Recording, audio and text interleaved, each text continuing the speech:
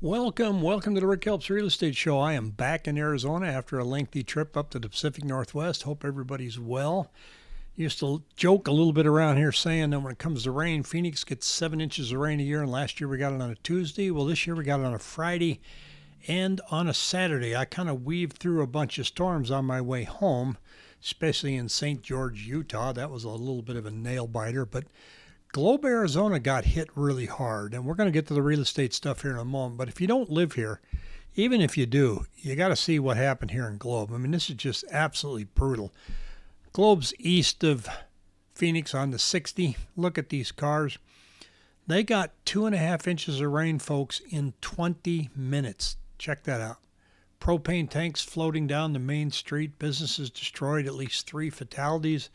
At the moment, it's just harrowing. There's really no place for the rain to go out there. You're in this big cavern, and when it rains, it kind of roars down the hill. And when it rains that fast, there's nothing you can do. I mean, just look at this. It's just absolutely devastating. So monsoons are like that.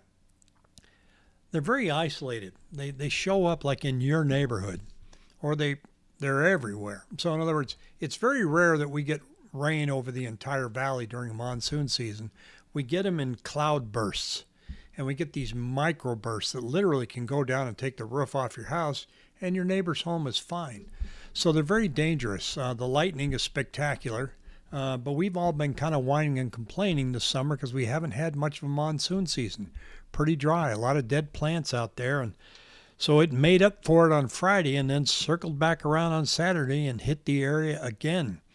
So kind of brutal out there. I've got a relocation guide and a link down below if you want to know more about the Phoenix area.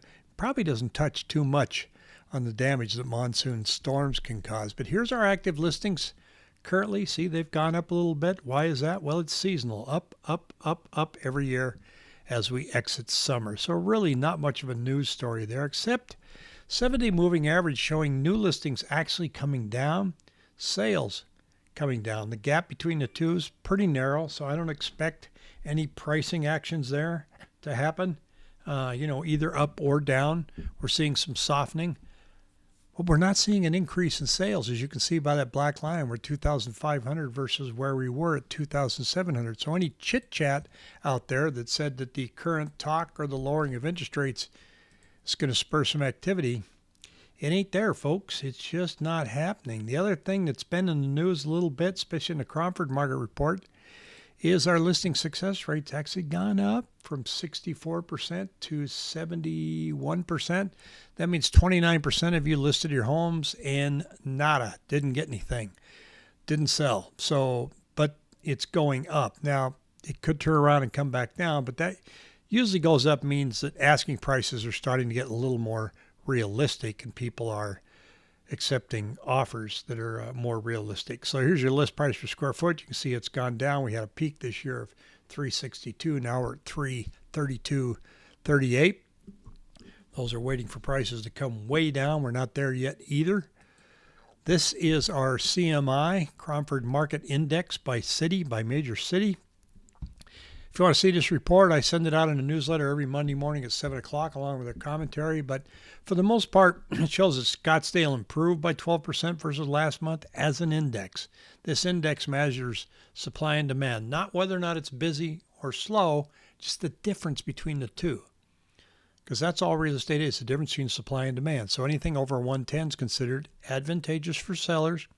100 is considered balanced.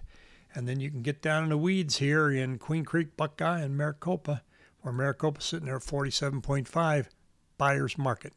If you're looking to get a good deal on a house, decent prices, those are the places right there, Buckeye and Maricopa. If you're trying to sell down there, keep in mind, if you have a swimming pool, you have an advantage. The buyers are buying down interest rates. They're lowering prices, but they don't include swimming pools. And swimming pools cost about $100K. So if you've got one, price accordingly, offer some incentives. You can offer to buy down rates, and that's how you compete with the builders because the homes are selling. I find it interesting how much bigger the canceled listings number is versus the expireds. The expireds is a number that says, well, let's list it for a period of time. If that doesn't work, we'll just let the listing expire, and that's what we're seeing. We're seeing a much smaller number than people saying, I give up, I'm just done, let's cancel it. And cancel can happen for a lot of different reasons, but that's the gist right there. There are some success stories out here. 85003 is the zip code. It's the central corridor of Phoenix, down including the historic area, and they're up 11.3% for the year. Take a look and just kind of cruise around and pick some other zip codes. 85018, up 7%. You say 85020, it's kind of in the north central area, up 5.5. I don't have top of my head to be able to say, oh, here's Maricopa, but here's 85361, down 0.6. That QR code that I have above my little head right here is a link that'll take you to request a report like this for your zip code with a lot of other details. About 8 pages, pretty good read. So if you don't have a QR code, go to the link down below and request that, and I will send out a report for you to take a look at. Here's pending listings. And again, week after week after week, we are exactly like last year. I know I keep repeating the same thing, but it's just not changing. It's not getting busier. It's not getting slower. It's just more and more of the same. And interest rates are kind of lower, 6.38 today versus 6.45 a couple months ago. Not enough to make people go, Yahoo, here we go.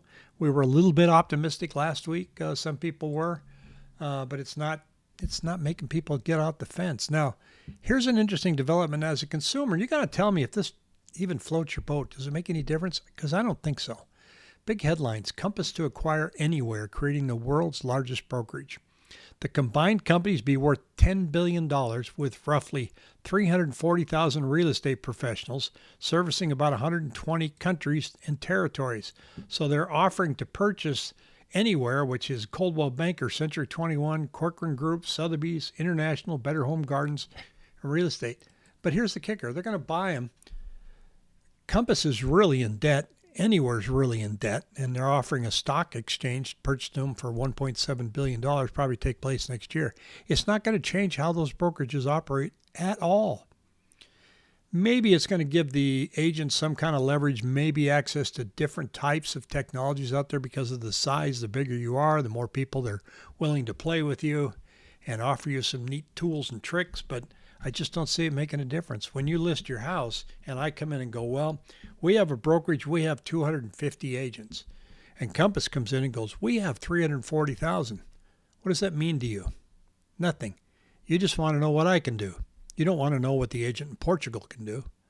So I look at these mergers and kind of a shakeup in the industry, and it just looks to me like it's debt consolidation, trying to stay alive. Compass is also pushing really hard for private listings. You list your home, they keep that in the house, private, with Compass, because your house is unique. It's so unique, we're not going to show it to everybody. I don't know why you would want that. When you list your house, I want everybody to see it. And I mean everybody. But they have private listings. It's kind of an inside the industry battle that I don't get. I kind of stay out of it. I could care less. But I read these mergers and I just kind of scratch my head and go, what does this even mean? And this is what they're saying here is they get more private exclusives. They spent last year retooling its brokerage strategy. Like, okay, more private listings. I don't understand it. If you do, as you're an agent out there, tell me what you think of this merger. In the meantime, in the Arizona real estate market, it's just steady as she goes. There's no bidding wars. You've got 24,000 homes to choose from when you're out shopping. Rates have come down a little bit. Everybody's offering you a rate buy down. I'm not saying it's time to buy, go, but I am saying there's no bidding wars. It's pretty comfortable out there, and I kind of like it. And if you're listing, you've got to really pay attention to how to list your home and how to price it correctly if you have any chance of selling it. But 72% of you are succeeding. So it's not doom and gloom out here in this market. I actually kind of like it. And if you have any questions, shoot me an email at rick@rickhelps.com. Take care.